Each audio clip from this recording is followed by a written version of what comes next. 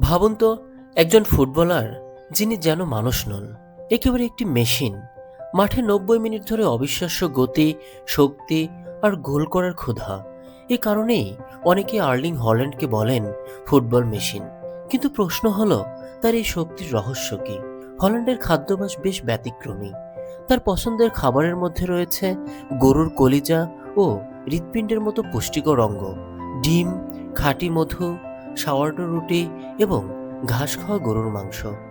তিনি যতটা সম্ভব প্রক্রিয়াজাত খাবার এড়িয়ে চলেন এবং প্রাকৃতিক খাবারের উপর জোর দেন। তবে শুধু খাবারই নয়, ঘুম নিয়েও তিনি খুবই শৃঙ্খলাবদ্ধ।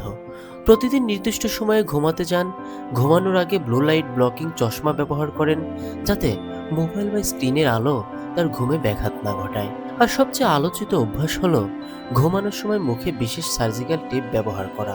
এর উদ্দেশ্য হলো নাক দিয়ে শ্বাস নেওয়ার অভ্যাস সম্পূর্ণ বজায় রাখা। তবে মনে রাখবেন, এটি হলো হল্যান্ডের ব্যক্তিগত অভ্যাস। সবার জন্য এটি নিরাপদ বা উপযোগী এমন বৈজ্ঞানিক প্রমাণ এখনো যথেষ্ট নয়। চিকিৎসকের পরামর্শ ছাড়া এমন অভ্যাস অনুসরণ করা উচিত নয়। প্রতিদিন সকালে তিনি কিছু সময় প্রাকৃতিক আলোয় হাঁটেন, যাতে শরীরে প্রাকৃতিক জৈব ঘড়ি ঠিক থাকে। অনুশীলনের পর বরফ ঠান্ডা পানিতে ডুব দেওয়া, সনা ব্যবহার এবং নিয়মিত স্ট্রেচিংও তার রিকভারির রুটিনের অংশ।